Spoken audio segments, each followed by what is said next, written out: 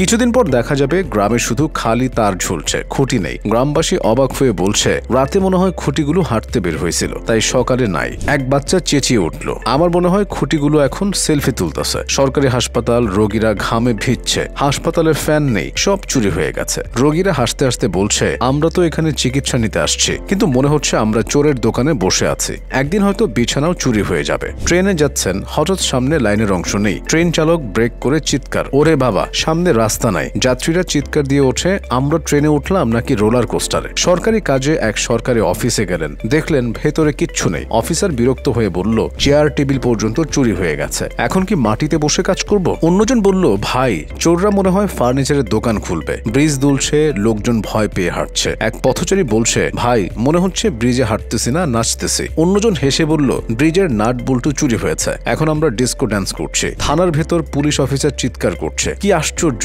থানার ভেতর থেকেও জিনিস চুরি হয়ে গেছে। এক চোর বাইরে দাঁড়িয়ে মুচকি হেসে বলে, আরে ভাই, থানা তো আমাদের সেফ জোন, এখানেই সবচেয়ে নিরাপদে চুরি করা যায়। প্রতিদিন নতুন নতুন চুরির খবর শুনে মানুষ হাসতে হাসতে অভ্যস্ত হয়ে গেছে। একদিন বিমানের চাকা, আরেকদিন হাসপাতালের ফ্যান, পরের দিন ব্রিজের নাট বল্টু। বাংলাদেশের জন্ম মানেই প্রতিদিন ফ্রিতে একটা চুরির সিরিজ দেখা। দেশের এইসব খবর শুনে জব্বর চাচা বলে উঠল, একদিন যদি সূর্য চুরি হয়ে যায় তখন কি হবে?